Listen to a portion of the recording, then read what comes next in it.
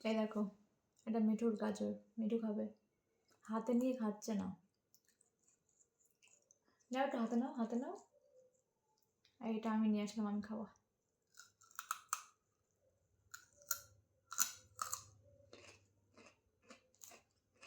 এটা মিঠু ছেড়ে দিয়েছে। যাদের বাড়িতে পাখি আছে তারাই একমাত্র জানে কি হয় বাড়ির অবস্থা, তাই না? তোমারটা কেন পাবে?